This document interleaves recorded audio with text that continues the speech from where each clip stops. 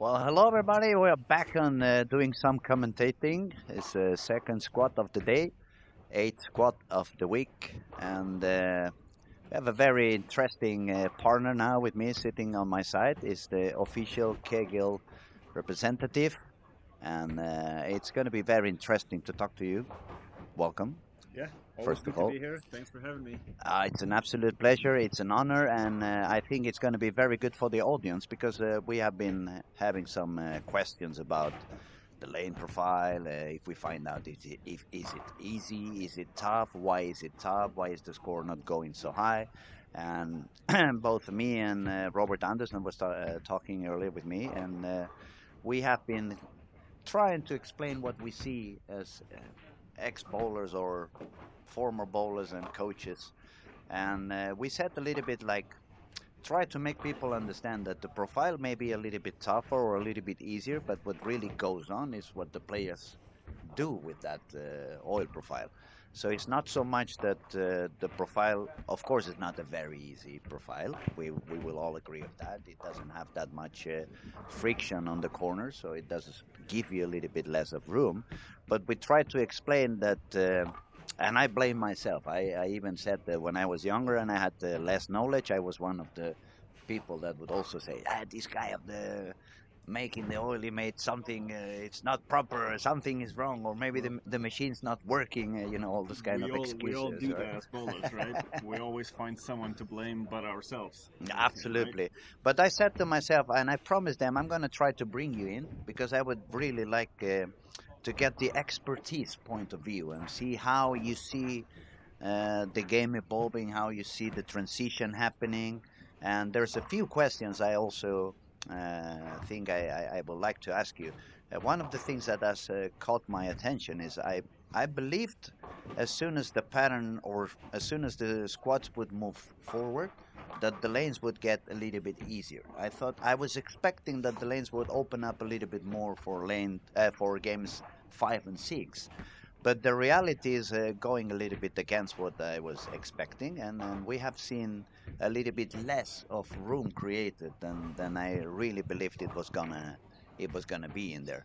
So it's not really a single question. It's just like an overall question. How do you see, and how do you expect the week is gonna progress? You think the people is gonna find out which kind of balls they want to put on the lane so they don't burn the head so much, and then they can still have some area and a little bit all around. Just your point of view and see how you see things.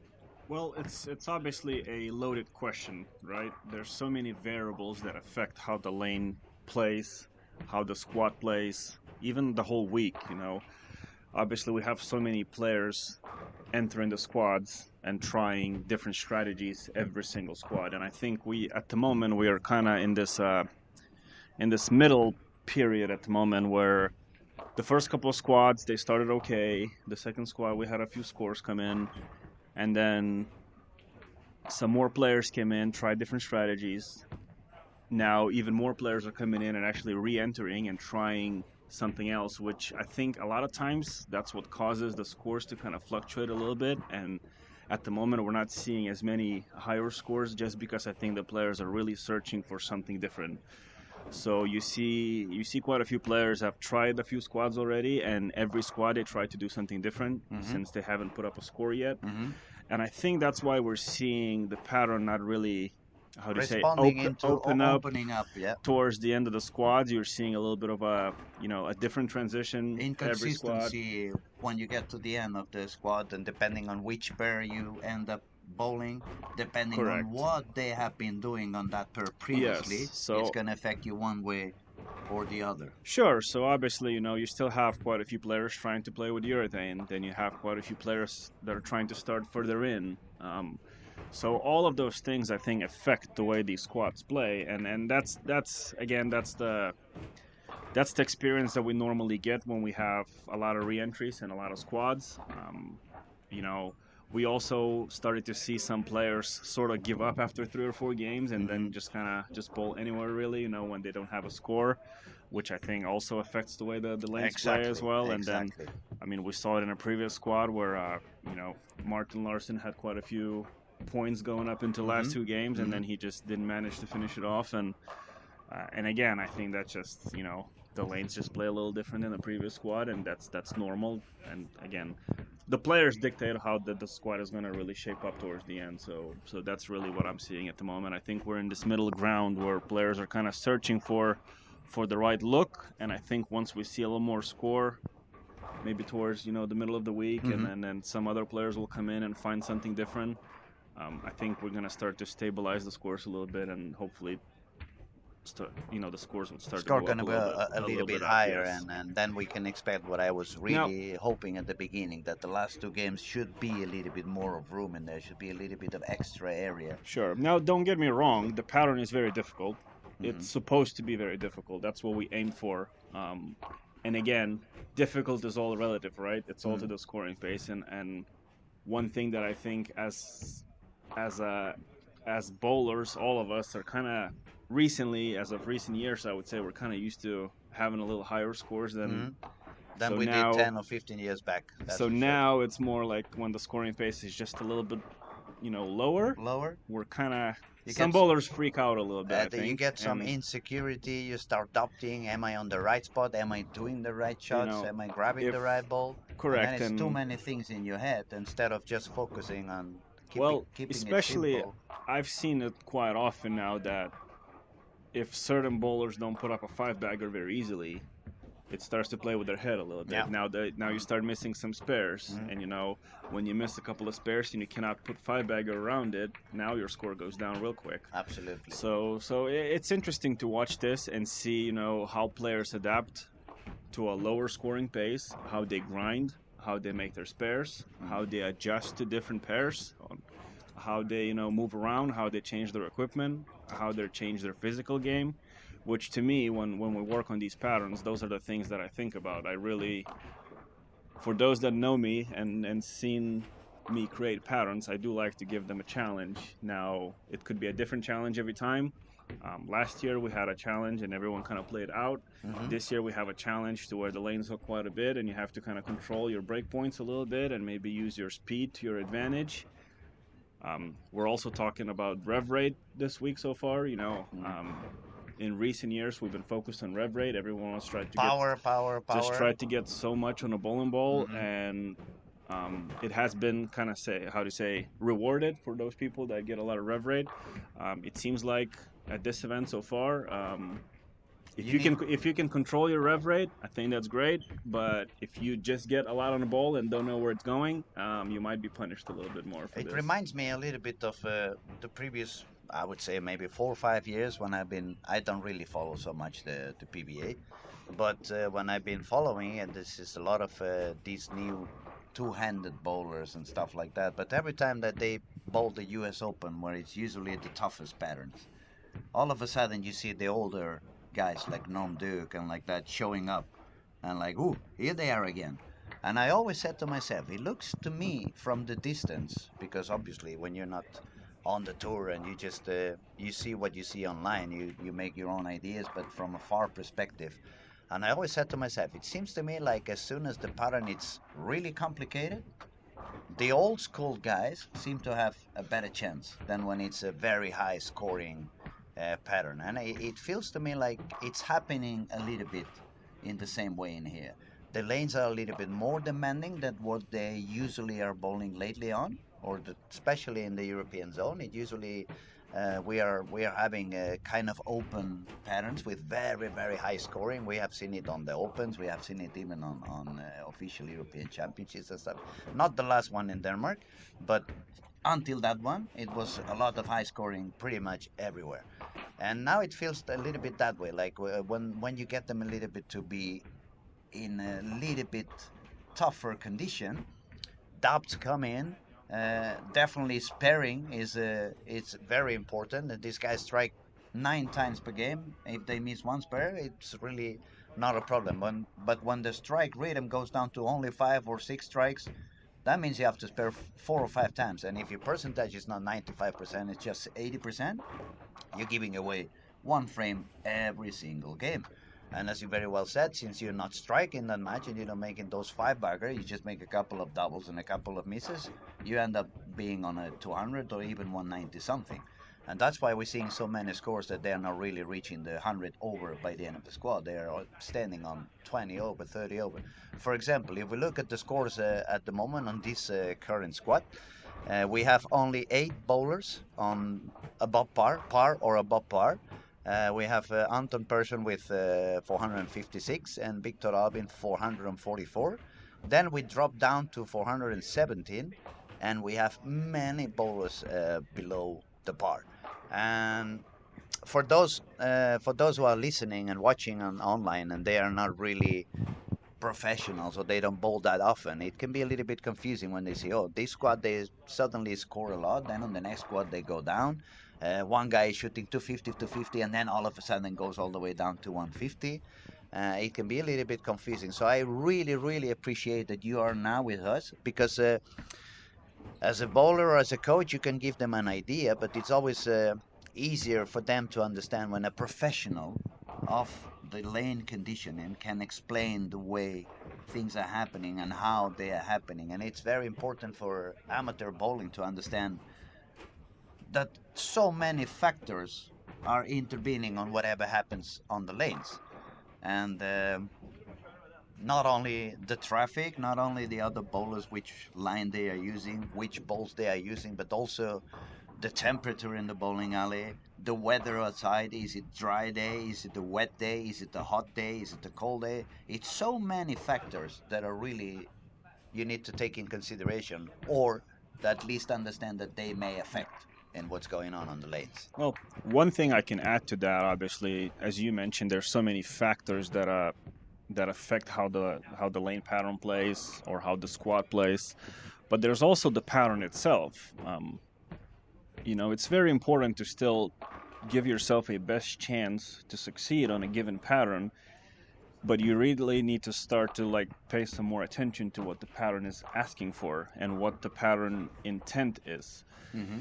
If you're not really paying attention to the pattern, or maybe you just look at the distance and maybe the volume and say, okay, well, it's it's a longer pattern, so I'm gonna play here and then use my standard bowling balls and stuff like that. That doesn't always work.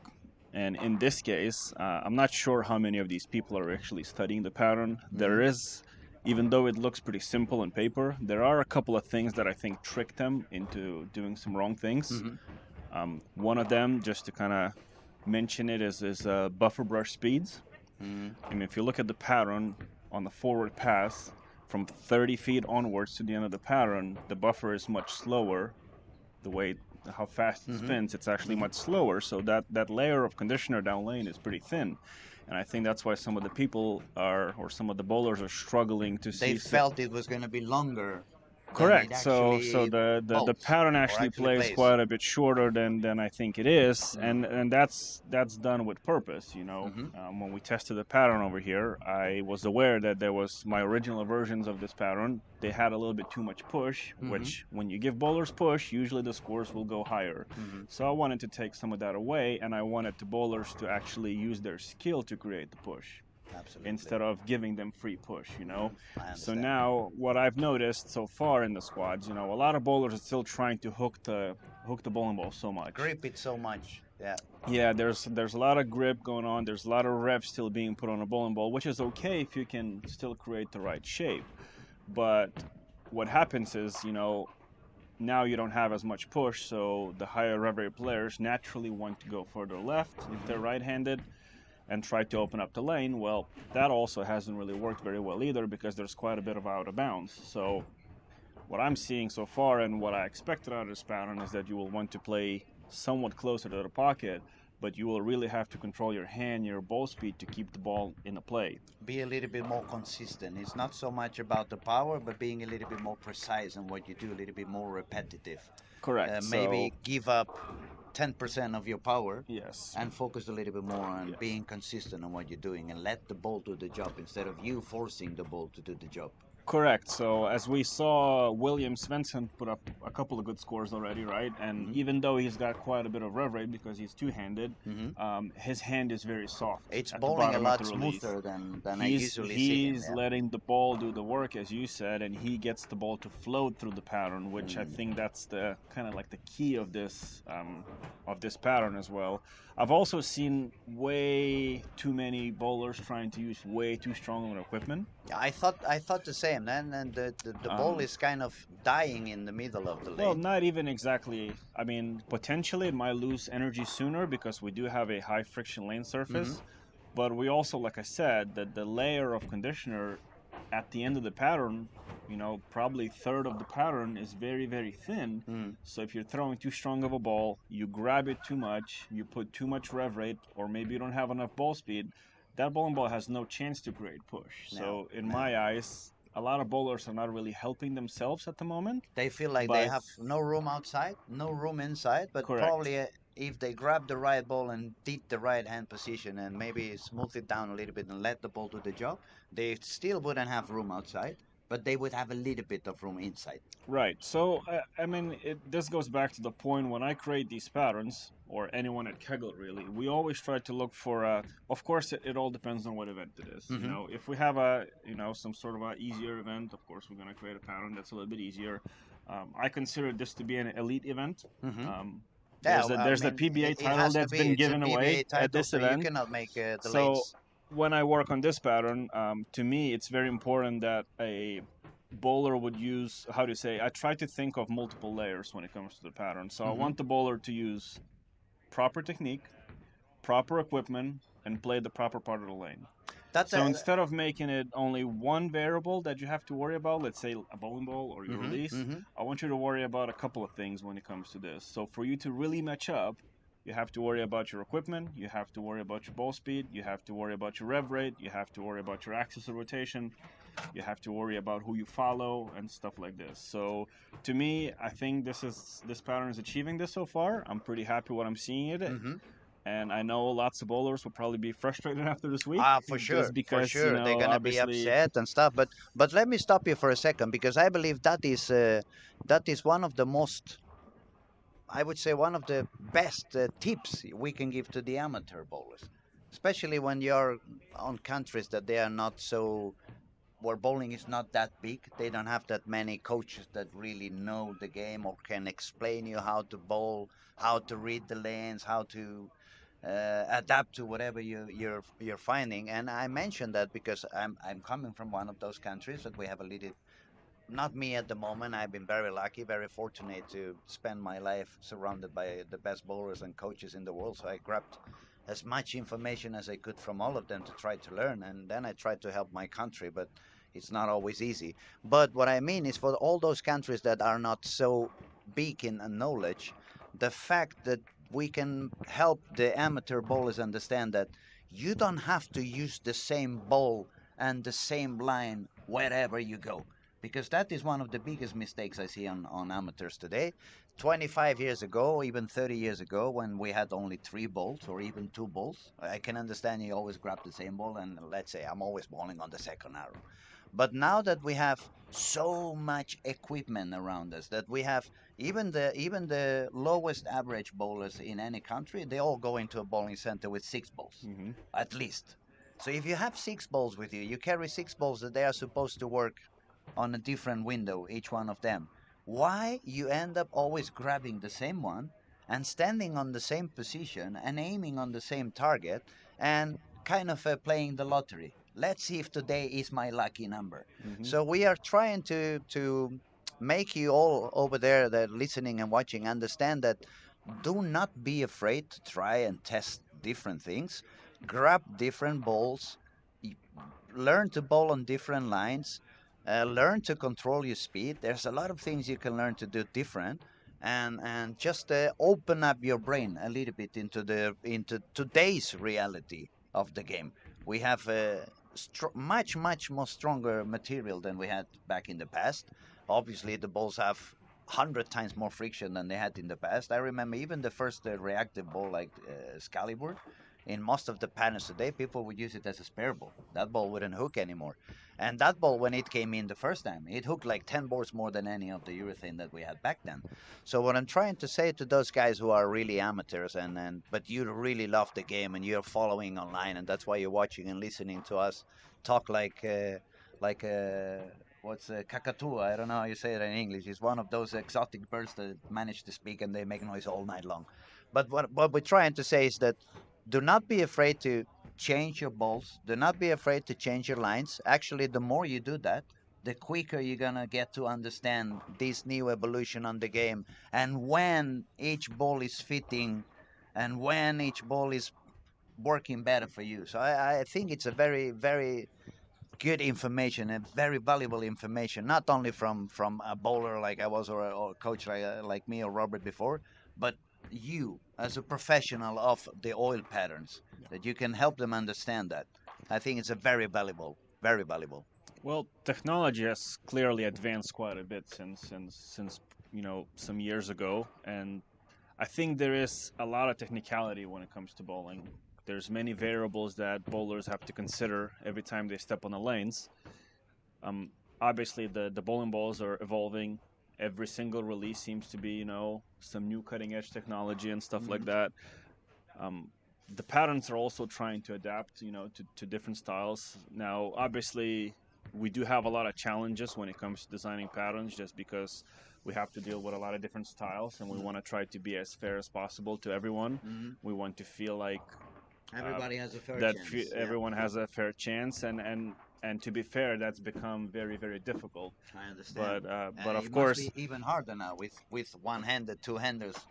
Such a however, big difference in their technique and the speed of their ball, the reps on their ball. correct. So that's why we're always trying to rely on hoping that the bowlers can adjust to all these different patterns. And I think this shows up the most when the conditions are a bit more challenging, because Hmm. now you're really trying to see which bowlers really know their equipment, which bowlers come prepared with different types of equipment, not only just like only certain type of bowling ball, but you're also seeing the bowlers that have skills in their toolbox in a way, Hmm.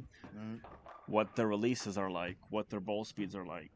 So I think the biggest or the best way to really find out these bowlers is when you challenge them a little bit more.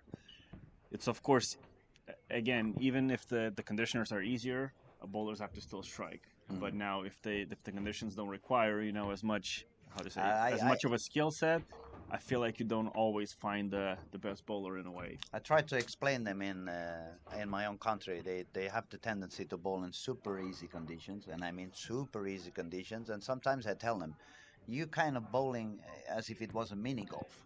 You know, where whatever you send the ball, it doesn't matter because it's gonna end up in the hole no matter what.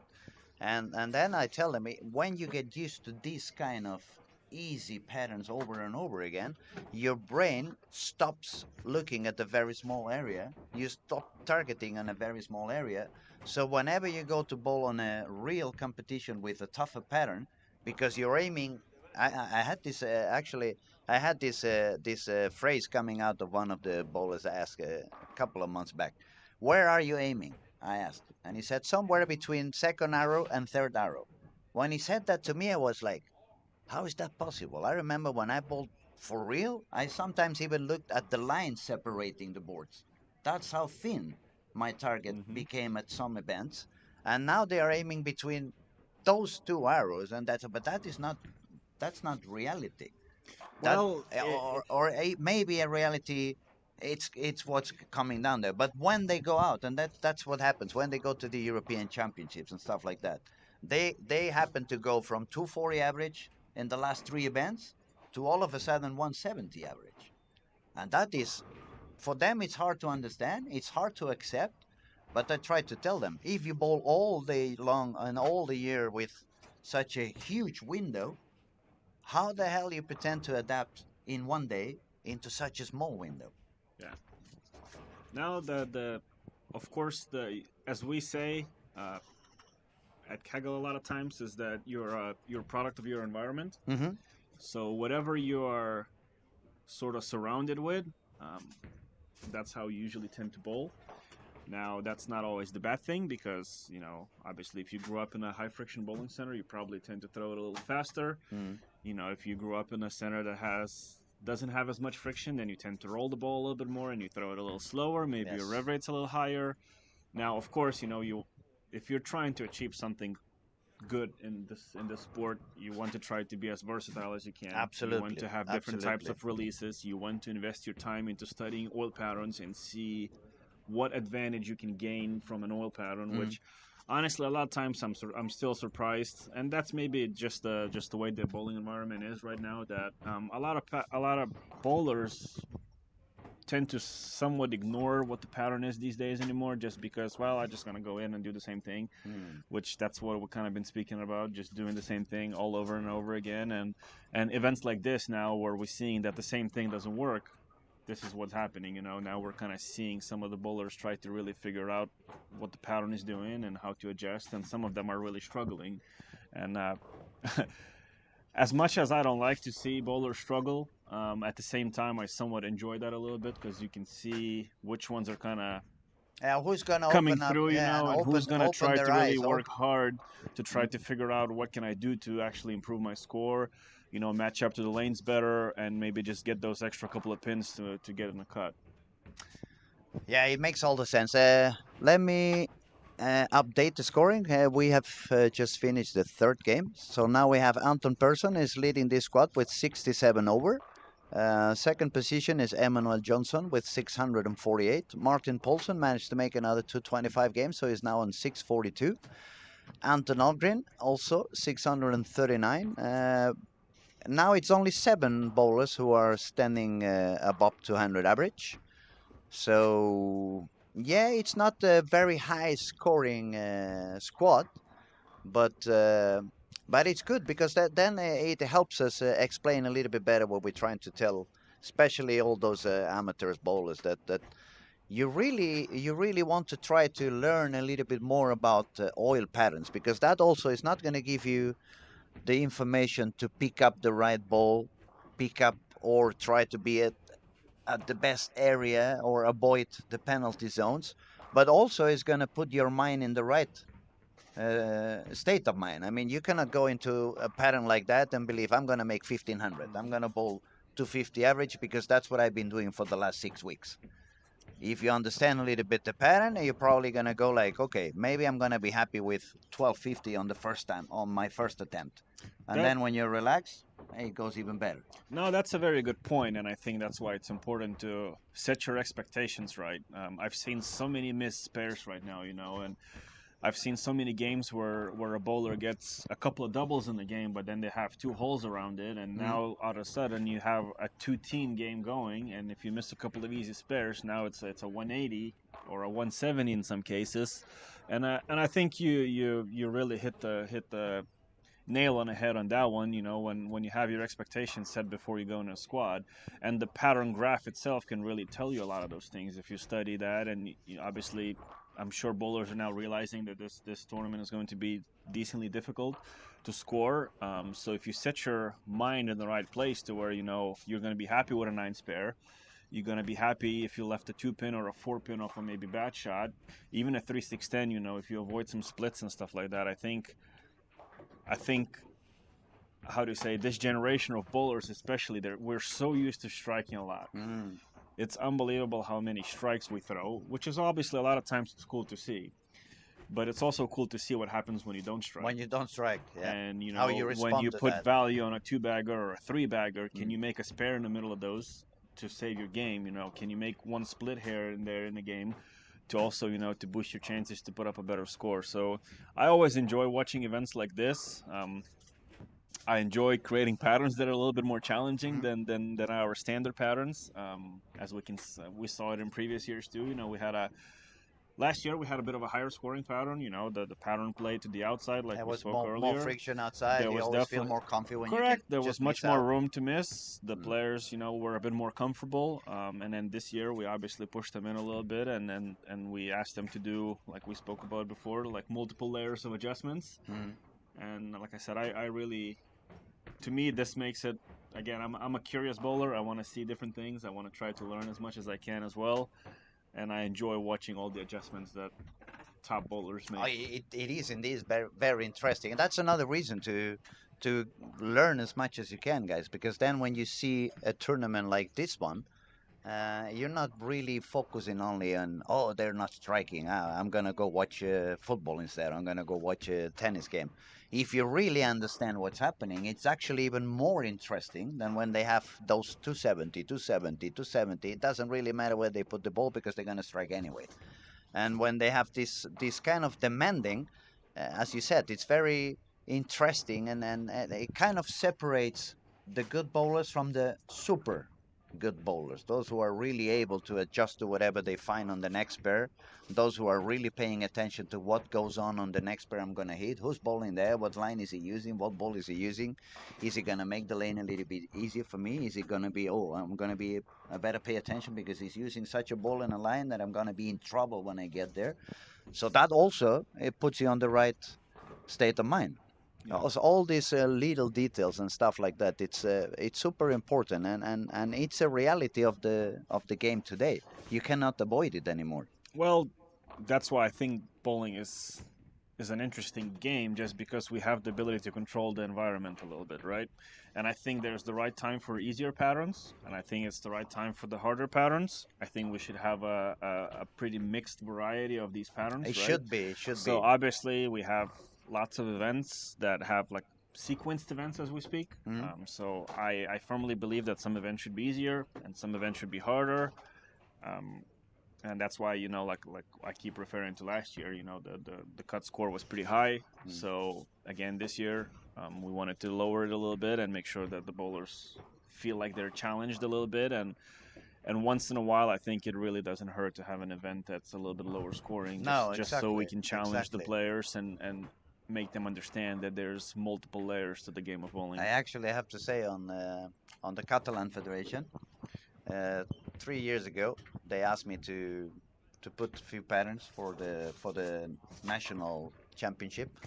And I said to myself, I'm tired of these easy patterns. I'm going to put three patterns that for them is going to be very demanding. For me, it was not that it's going to be that demanding because actually one of the patterns was exactly the same pattern, or not exactly because it was a different machine. But I tried to shape it as exact as I could to what the International of Barcelona was in the 2000s when I bought late 90s and 2000. And back then, I remember Michael Larsen shot 240 average. I shot about 239 average. Spanish lefty, veteran, and on all the ball, he shot 239 average. That same pattern when I played, or when I put it 3 years ago on the Catalan national championships, it was only I made the par. No one else made the par, and everybody was so upset. They were saying, "This is so difficult. Why you make the lane so difficult?" And I was trying to explain it's not that difficult. It's the same one you guys bowled 215 or 210 average 20 years ago. But now you got used to such a big room. As soon as the pattern was a little bit more demanding, you felt like, I mean, it wasn't a flat. It wasn't flat at all. Actually, it was every board was a little bit more. It was like a complete castle. But you could miss maybe one out, one in. Yeah. But since they got used to miss four to the right and four to the left, the fact that they could only miss one, it became impossible. So that makes me think that, especially for the smaller federations, sometimes, especially when they have this kind of easy patterns all day long and every condition, maybe it would be even smarter or even more smarter not to hire a coach, but to hire somebody like you from time to time to go down and explain and show them and kind of help them develop something, if not for everybody, at least for the national team bowlers, some kind of pattern that they can, okay, if you like Spanish team, I know they are meeting 3 or 4 times a year and they have some certain ranking events. They should bowl on tough conditions. I mean, they should get ready for what's coming later on when they go to the European Championships or the World Championships. You're not going to find a ratio of 15 on Yeah. a World Championship. You're not going to miss six to the right and still hit the pocket. Nah, I think ideally you just want to have a combination of patterns that you practice on. Not to say that you should only practice on difficult stuff, because, like I said, there is a skill to striking as well. Mm. When the lanes are easy, you still need to learn how to strike, and you Yeah, strike a yeah, lot. yeah, How absolutely, to put a absolutely. five bagger, a six bagger, a seven bagger together. I do think it's a great skill as well. You know, when a bowler can just strike for days, as we say. Mm. But you also you know, the most talented bowlers will always figure out a way to strike when they're difficult as well. So I think when it comes to like national teams and more at, you know, advanced professional bowlers and stuff like that, I think there should be a fine line between practicing on easy stuff Mm. and practicing on Mm. medium stuff, practicing on the hard stuff as well. You know, just like you would practice on a short pattern, on a medium pattern, or a long pattern, I think you should think the same way when it comes to difficulty as well. Now, you know, that's what I say. That's also a little bit of a downside of being able to control the environment is the fact that we can make them so easy. Mm. So a natural, in my mind, the human nature. Of course, you want to strike as much as you can, and if you can wall the lanes up very Yeah, easily, man. I mean, I can now it becomes understand pretty easy, and when you the can. bowling alleys decide, no, this is my bowling Correct. alley, this So, is my business, and I want people to have fun. So I'm gonna make the lanes easier. So everybody, every customer that shows by is gonna go home with a well, big smile. that That comes I as can a understand that comes on a the night business side as leagues and well. exactly. Correct. But then when we're talking about national championships, Correct, but you also have to consider the human factor in here, because a lot of these people that go to bowl leagues or go to your bowling center, they want to feel good about it. hmm Now, if an average bowler doesn't feel good going into the bowling center, the likelihood of them coming back yeah, gets that's the slimmer. big fear. That's the big So fear there's always a for very those fine alleys. line between making them harder or more difficult. And we can sit here and chat all day about whether it should be easier or harder. And, you know, some will say, oh, they always have to be hard. Some will say, well, no, they always have to be easier. It's an endless discussion that we're going to have. But I guess it's a little bit also which kind of environment you grew up on. correct. So it's more, and it's also how much you're involved into game of bowling too. You Mm. know, if you're, you know, if you go to the events like this all the time, you probably do want them to be a little harder, because you know your skill set is going to be a bit more advanced than your, you know, your average bowler, let's say. And then if you're only bowling in league, of course, you know, Now if you you only want it come into the easy bowling center because once a yeah, week and you yeah, just want to have a yeah. good time, of course you want to be, you know, to have your events easy. That's why I'm saying that I think there's a fine line between practicing on easier stuff and practicing on harder stuff.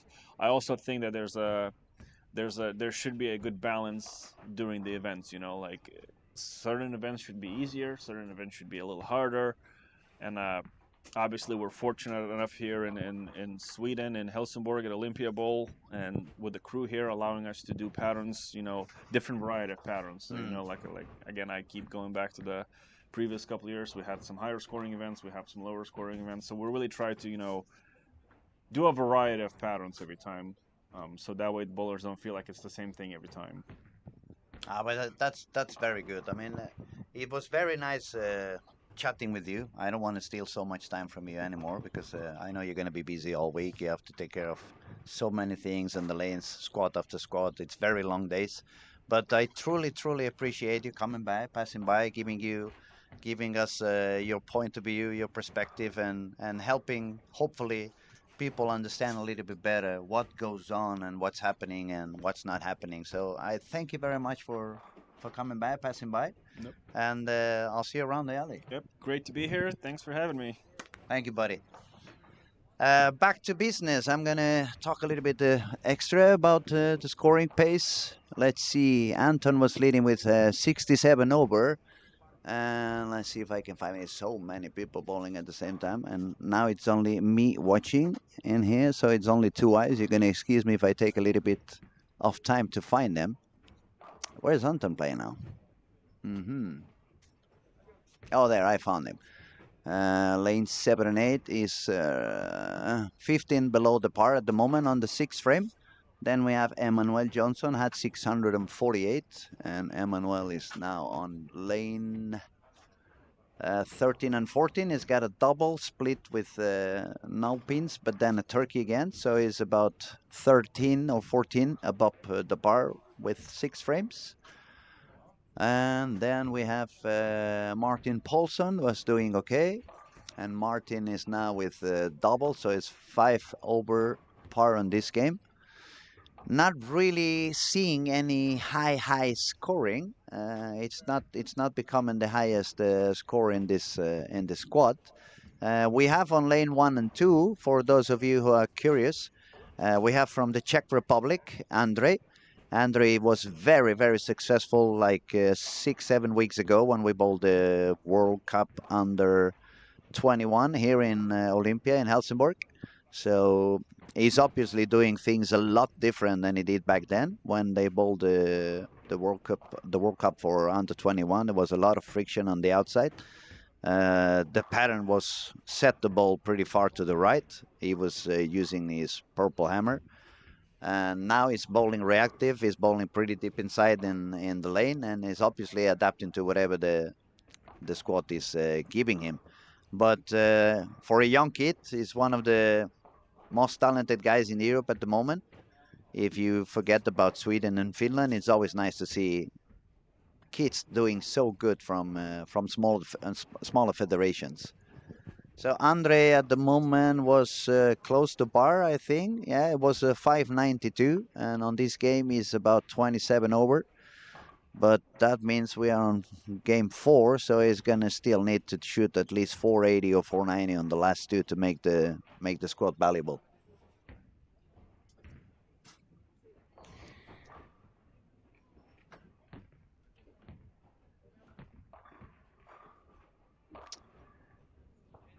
See, some bowlers have been bowling many squads already. We have Zacharias also bowled a little bit sooner. Still trying to find out what goes on. Marcus Jansson was playing as well. Son of Raymond. Actually, I saw Raymond outside. It was maybe 10 years I haven't seen Raymond. Raymond is the father of Marcus. And Raymond is the guy I was telling you the story yesterday with Robert, that he left the 8 pin on the World Cup 1995, World Championship 1995 final to lose the gold medal with a perfect shot. And yeah, Marcus seems to be struggling a little bit on this squad. He's probably going to keep on trying things so he can get some information for later on.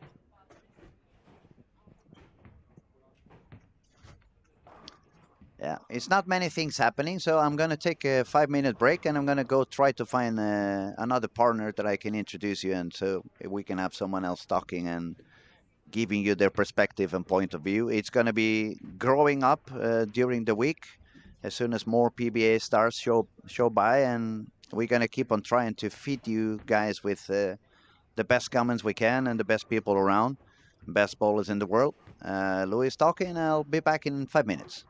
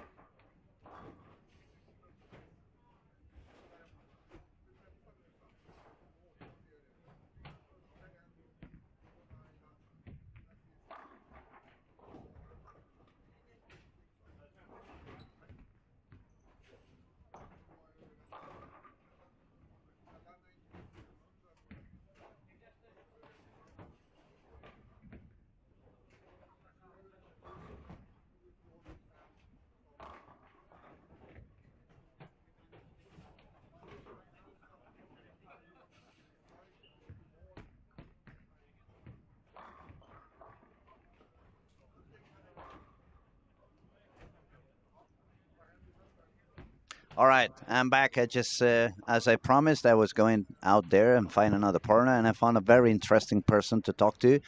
He has been doing, along with his colleague, a seminar this week about mental game. Strike Mind Academy. Welcome Yes, to the thank you streaming so much. online. We have been talking a little bit about scoring, and we are following obviously how it goes. But it's a very long week. It's a lot of things going on. It's a lot Yeah, of yeah, squats yet to happen, and so I think it's a very interesting thing that we can talk a little bit also of these surrounding events that are yes, happening yes, besides the tournament. And one of the things that happened, as I said, was your seminar about the mental game. And do you want to explain a little bit for those who have missed it and those who haven't seen it online? What were you talking about? What were you trying to help achieve, and what you were trying to help the bowlers understand? yes, And it yes, was not yes, only for bowlers, but for coaches and yes. parents, etc., etc. What we want to achieve if is that we want to start a movement.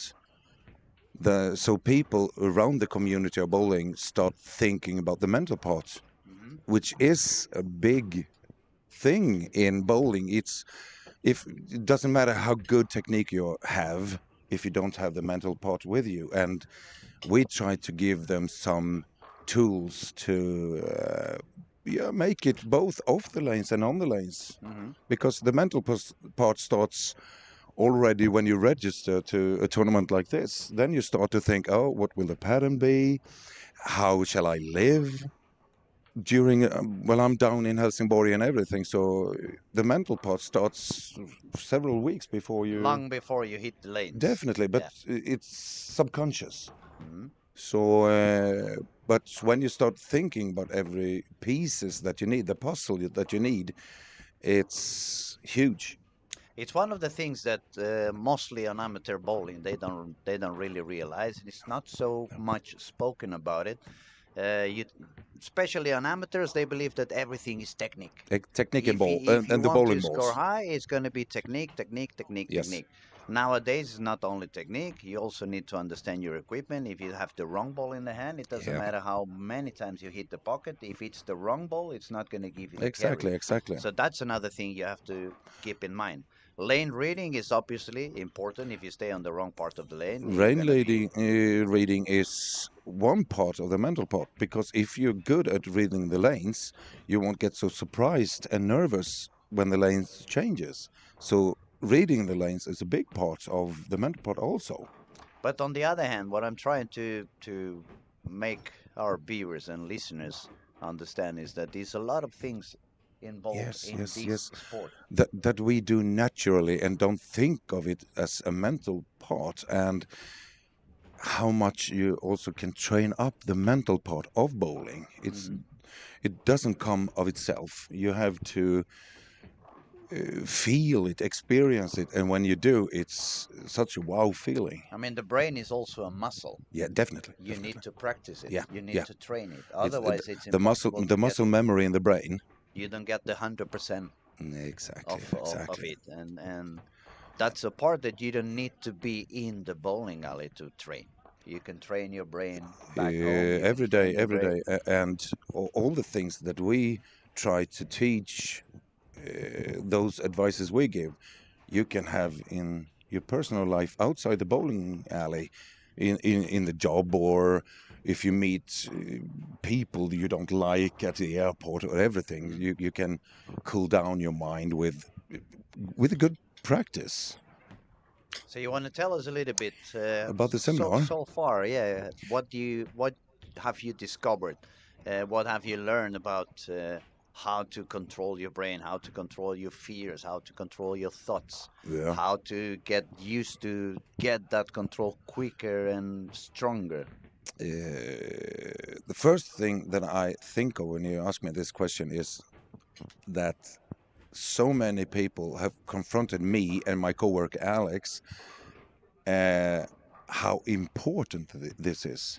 Thank you for starting this. And for me, that's wow. It's really bigger than I thought. Mm. And the more we have only been around for 2 months, we're not even registered a company yet, Mm. but. Uh, during that little time, the lessons I've learned on the way is enormous. And every day when I talk to bowlers, parents, coaches, I learn a new way of thinking the mental part and maybe how I should give the advices to bowlers or anything. That changes from day to day because I learn every day, which is lovely. That's what I mean. And what we're trying to let people understand is that the same way you can work on your release, or you can work on your steps, Yes, or you can work on getting better understanding of your equipment, you can also work on getting better mental yes, control, yes, be more focused, be a little bit less afraid, stay in control mm, when the anger wants to show up. All these kind yes. of things you can also practice and learn and become better. One thing we lifted yesterday is that knowledge is power. The more knowledge you have of yourself, of the lanes, the oil pattern, that makes you stronger. Mm. So knowledge is not only which bowling ball to use, it's also how you should use yourself Mm. and the abilities you have. And this is together with breathing. We focused a lot of the seminar to breathing yesterday because Mhm. it is one of the biggest thing that you can do out on the lanes is to breathe right. There's so you get the right oxygen and CO2 Mhm. around to your cells and everything in the body. So So this is scientific already. What we're talking yes, that yes, we this this this is has been studied, this has been proven. It's not this is coming not from bowling, but not coming from psychology exactly. and people who are real Yeah, expertise on how the brain and how the cells we work. we And are trying to gather all the information that we can and put it into the bowling community so Mhm. it fits the bowlers. But as I said, everything can be used in daily life Mhm. because it is part of what psychiatrists and so everybody's talking about. Just we put it in the sports frame. Yeah, but it's Yeah, very interesting, and that's why I wanted you to come by for at least yeah. 10, Thank 15 you, thank minutes, you. so we can really open up and for the viewers, Yeah, some that live maybe too far away and they don't really have the chance to fly all over to Europe or fly to Sweden, yeah, and but they are watching online and they are interested on the game. They have a passion for the game, and they want to learn as much as they can. And usually, when you see some bowling streaming, it's just they're talking only about what's happening at the moment on the yeah, lanes. yeah, yeah. But the spirit of the Lucky Larsen event is not only about the PBA event; it's about a big, big bowling family all around the Yes, world. yes, yes, We yes. want to be friends with everybody. We want to make everybody feel welcome, and even those who have no chance to be here, let them know we are trying to spread knowledge. We're trying to spread Yes. good energy. And if there are any questions, I think they can write to your YouTube channel and ask questions. Yeah, right away. And Absolutely, absolutely. if you have questions regarding my area, you fetch me, and I'll Yeah, just come. go Try, ahead. yeah, and Absolutely. try to answer as good as I can. I Mm. can't answer everything because the mind is individual. It's not only mysterious, but Oh my God. everybody's so different, and every brain is The brain is just is both good and bad. a magic box. Sometimes we overthink things. That's the down part of the brain. Especially when we are afraid of something. Yes. Especially Then we when go you're to scared of whatever. fly or flight mode. Mm, And also in bowling, when you get nervous, what your brain telling your body is, we have to run, mm, or I have to fight back. mm. Mostly, hopefully, we fight back and But live through that nervous time, and we get stronger from it. Next time you get nervous, you get nervous again, and then you just, well, okay, I got nervous last time, and I got through it. mm. So now I'm trying to look what happens on the lanes. It's a lot of things going on the lanes, but It's not a very high scoring squad. No. I already said that on the warm up. I saw some people that it's the first squad they bowl on the event, so obviously they have not tried the lanes before, They're and getting the knowledge. they have been trying a little bit of multiple lines, multiple different type of balls, and already during the warm up they were kind of messing a little bit Yeah, the yeah. pattern, and that was something that was a subject that we have been speaking Christy with the Jonas, I official, think. yeah, with the Yeah, official yeah, Kegel representative here. It was very interesting. It's not only that people has to believe what we say, or as a bowler or yeah. ex-bowler or as a coach, but somebody who is really a professional about oil patterns and lane conditioning, Yes, yes. explaining what Hopefully, and how many factors are there involved. hopefully those who coming later this week listen to what Christy Jonas have to say, so they don't destroy the lanes directly in the warm up. Mhm. Listen to what Christy Jonas has to say, because he is a professional lane maintenance guy. So listen, go in and listen. If you haven't listened, go in and listen to that interview. Yeah, it was very, very interesting stuff. Now back to scoring for a little while. We had Yes. Anton was leading with 108 pins over after 4 games, and as Robert Anderson was telling us yesterday, Anton is a bowler who really feels comfortable as soon as he moves into the lane. Yeah. And the funny thing is, I haven't really had seen Anton bowl before. It's one of the first times I really see him bowling. At least I don't remember. And the fun thing is that when we were talking with Chris a little bit sooner, he said that the pattern seems to be demanding a little bit less rev rate, a little bit more easier through the heads, and Anton is having this kind of Speed. yeah, speed and Yeah. not excess, I was trying to let the actually, ball work a little bit when I more. stood outside here before you came and asked me if I could be here, I was standing thinking, uh, the tempo. Uh, Many people of the guys, girls standing here trying to hook, hook, hook, and the ball just over and under react. Hmm. If you have the right tempo, not trying to get so much rev as possible, I think the pattern will be lovely. Well, we were saying that it's a demanding pattern, of course, Yes. but whatever happens after a few frames and a few games, It's your telephone. no, somebody else's. Oh, sorry. No problem. Some technician probably having a phone call. Yeah, probably Victor. Yeah, but no problem. But what we were saying is that even if the pattern is quite demanding, Yeah. it's what the bowlers do with it that are going to make the pattern easier or tougher. And that's Uh, why it's so big difference from one squad to the other. I'm. Not only how good or how bad the bowlers are, because Anton was playing on the Yeah. previous squad, Yeah. Martin was playing on the Yes. previous squad, Emmanuel was playing on the previous squad, Yeah. and we have some big names in there as well, like Theodore Samuelson, Yeah. Yeah. like Andre from Czech Republic, Yes. super talented kid. Definitely. So it's not that they all of a sudden they don't know how to bowl.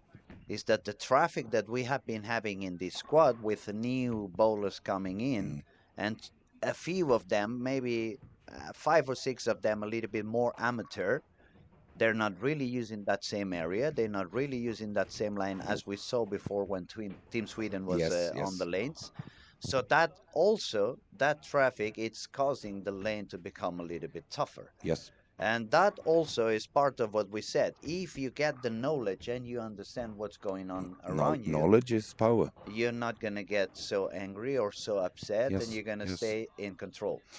For us at Strikeman, this is the best thing that can happen, that the lanes are tricky, because then we go into the mental part. Hmm. How do you think when, as we see Anton here, he started with 237 and next game to 167 and he jumps back to 235. Hmm. How does his mental work to jump back up again? Mm. And this is a perfect way for us to interview them and get to know their mental part of it.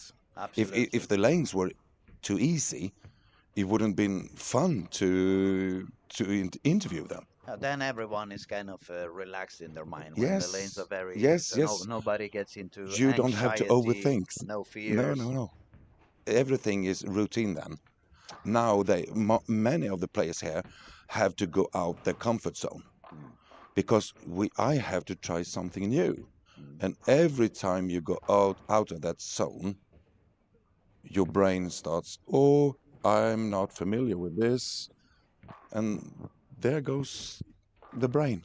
And that's also one thing, correct me if I'm wrong, but that's one of the things I read a few years ago when I was trying to get better as a coach.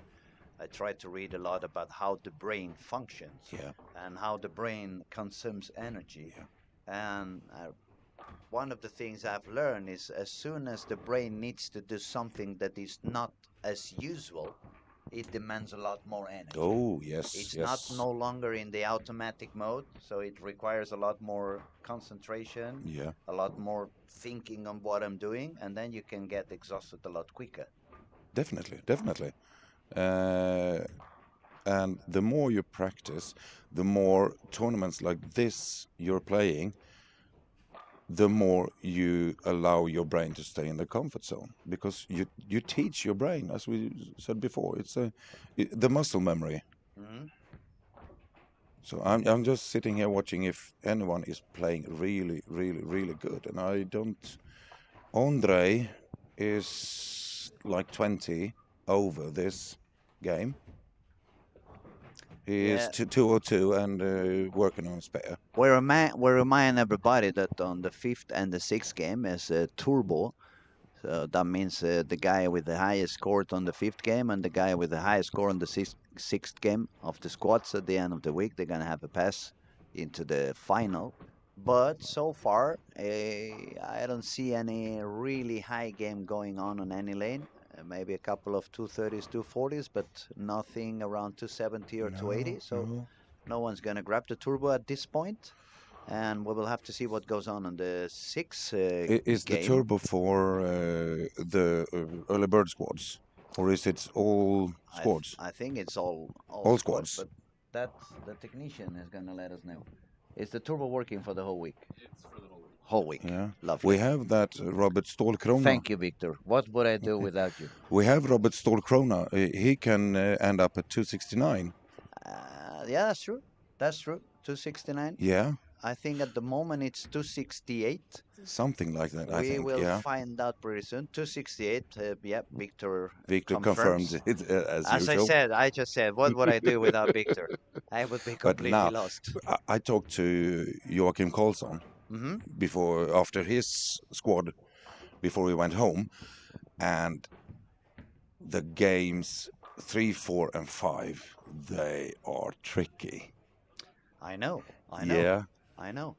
and we were talking a lot about the mental part, and he told me what he had in mind for the next weekend when he comes back, and I said the thing you do to me now is debriefing.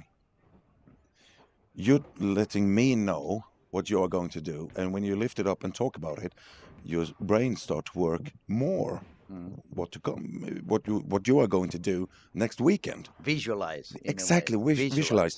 And he also has the knowledge of the cores and the ball, and he felt that 3 or 4 of my bowling balls this weekend weren't for this pattern. So I hopefully know what to bring for the next weekend. He's not the only one with that idea. I can confirm that Robin Ilomar is going to be the same. Yes, He's going to go yes, home and bring some different equipment. they are here. The early birds are good for getting to know the lanes. Hmm. Unfortunately, those in between players gets hooked in the middle because they are trying out Mm. and sort of destroying the lanes, Yeah. which probably going to do when they know what to do and come back for Friday, Saturday, the lanes are going to be different.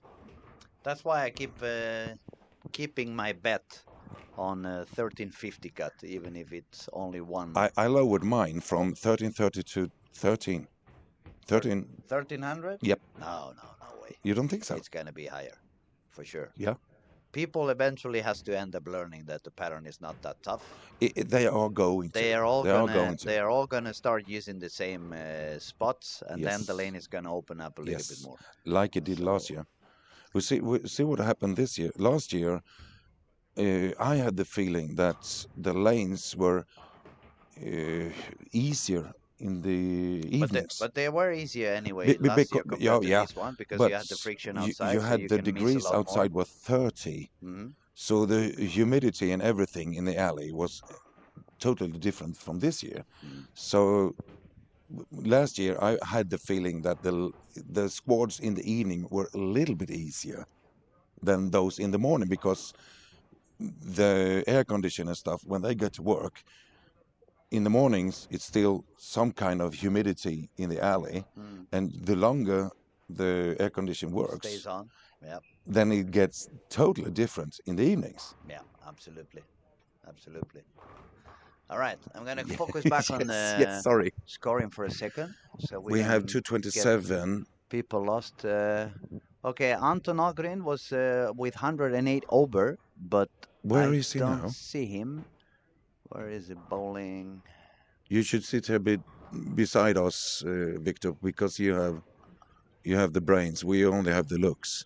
The brains and the eyes. Yeah, I found it. He's gonna make a 210, so he's gonna That's be still already good. Yeah, on that's still good. 120 over. If he managed to, and it was lane 7 and 8. That was the bird that caused a lot of issues to Martin on the previous squad, Martin Yes, Larsen. yes, yes. I heard that. And not that the lane or not that the pair is going to be as bad as it was, because as we've been saying all day long, the lane is going to evolve depending on what the bowlers who have Yeah, been there have been doing on that lane. the But usually the easy pairs are always the easy pairs, and the yeah, tough yeah, pairs yeah, are yeah. remaining to be The the the tough thing pairs. I think those middle games here that just keep it together and make your spares and make like 210 215. Mm. That's really good, and hopefully you can do like 250 260 the last game, but keep it together so you don't do like 270 130. Yeah, that's what you want to stay away from issues, stay away from Exactly, trouble. exactly. Easy shots, easy way to the pockets. We have 1060 for Anton Persson. So it's going to be the squads of the Antons for what I see. Anton Algren, 119 over. And then to find another, Andre Andre is 122. 22 over.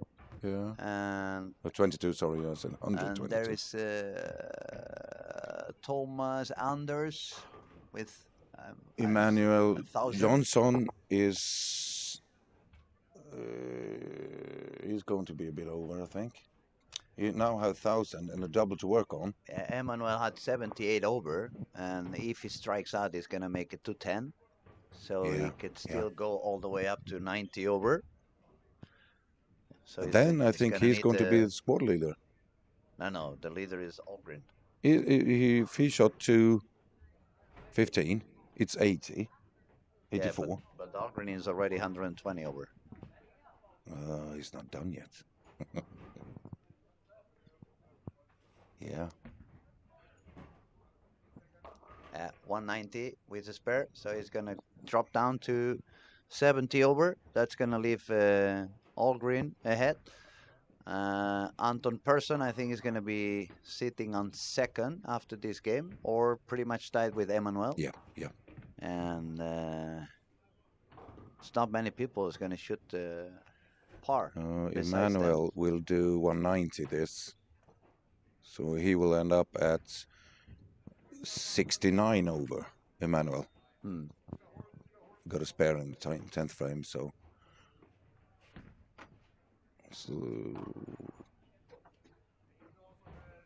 Yeah, we're just going to wait one more minute until we have the scores refreshed, and then we can update the information properly.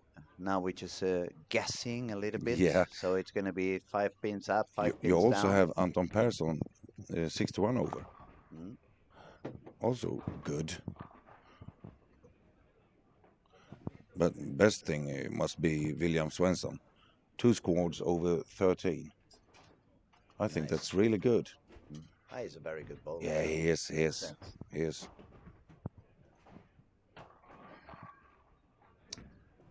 All right, it's gonna be one more game before we end up this squat.